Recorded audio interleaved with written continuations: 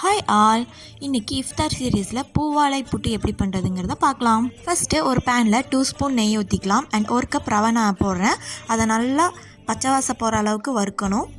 அதை அப்படியே ஒரு தட்டில் மாற்றிடலாம். அது கொஞ்சம் ஆறட்டும். நான் 2 வாழைப்பழம் எடுத்திருக்கேன். வாழைப்பழத்து கூட துருவின தேங்காய், 1 கப் வெல்லம், வறுத்து வச்ச ரவையும் அது கூட சேர்த்திக்கலாம். இப்போ எல்லாத்தையும் சேர்த்து நல்லா மேஷ் பண்ணிக்கலாம். நீங்கள் கை யூஸ் பண்ணி மேஷ் பண்ணாலும் சரி, இல்லை மேஷர் வேணாலும் யூஸ் பண்ணிக்கலாம். நல்லா கொலன்னு இந்த மாதிரி பதத்துக்கு வரணும். இப்போ நான் ஃப்ரெஷ்ஷாக கழுவி வாழை இலை எடுத்திருக்கேன். அதில் நம்ம ரெடி பண்ணி வச்சுருக்க புட்டு மாவை அப்படியே அழகாக வச்சிடலாம். அதை அப்படியே மடித்து நம்ம எடுத்து வச்சுக்கலாம். அண்ட் இப்போ நான் ரெடி பண்ண வாழை இலை புட்டை எல்லாம் ஆவியில் வைக்க போகிறேன். இட்லி சட்டியில் தண்ணி வச்சு அண்ட் அதில் மேல்தட்டில் ஃபுல்லாக நான் வாழை இலை புட்டை வச்சுட்டேன். ஒரு 15 மினிட்ஸ் போதும், நல்லாவே வெந்துடும். இப்போ பாருங்கள் எந்த அளவுக்கு வெந்திருக்குன்னு.